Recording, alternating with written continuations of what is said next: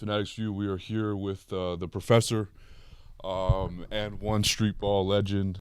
I guess I just wanted to start with just more of your growing up, your experiences, how you got into basketball, and then I guess eventually how you made your way to And1 as well.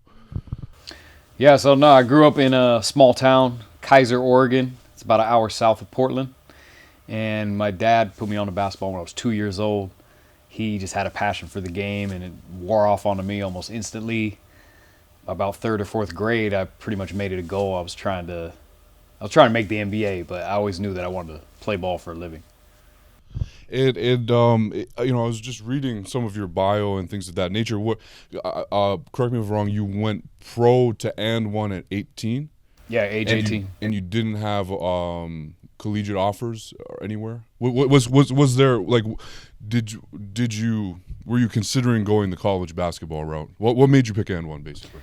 I definitely wanted to do a scholarship, but those opportunities weren't there. So I finished high school. I graduated 17, and then I went to 1 year of junior college. But I actually got cut from three other community colleges before landing a walk-on redshirt spot at one. And then it just so happened that we had a bunch of injuries on the team, so I actually got thrown in the lineup. And I didn't redshirt my freshman year, but I only played like 3 minutes a game, and if the game was close, I wouldn't even get in.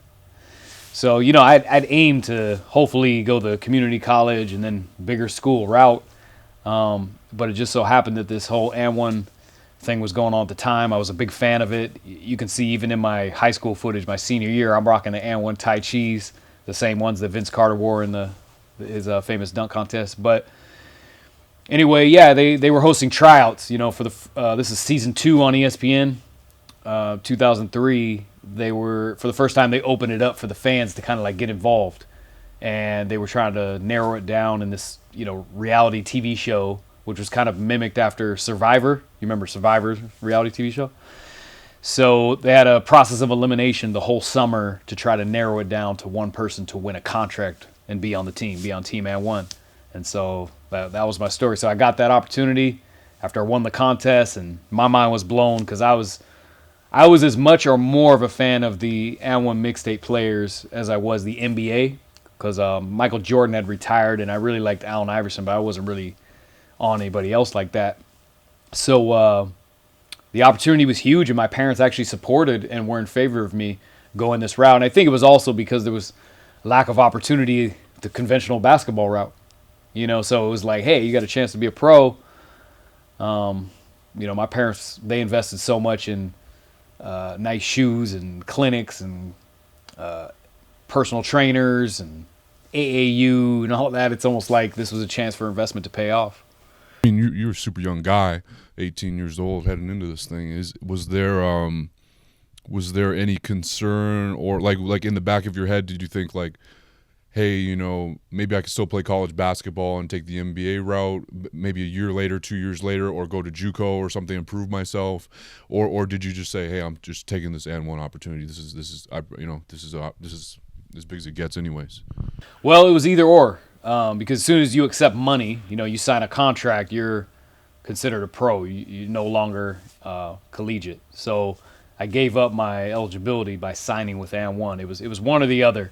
And my coach and a lot of people wanted me to stay, but my parents were like, nah, let's do it. And at the time, it was on ESPN 5-6 times a week. So I had like mainstream popularity like this, like quick, you know what I mean? There was no digital. This is right before YouTube, I think, started 2004. This is 2003. So the amount of viewership that I was getting was nuts, because it was like one of those shows that like bridged the gap in between their original programming, which is like Sports Center and actual sporting events. They would just air street ball all the way up until the next main show came on or whatever. So tons of exposure, and we didn't think it was going anywhere. You look at the Globetrotters, they've been around, I don't know how many decades now, but we thought And1 was the next coming of the Harlem Globetrotters, just in a different, real, very raw way. Didn't pan out that way, but I had no regrets, giving up my eligibility. But I did try to play pro after that.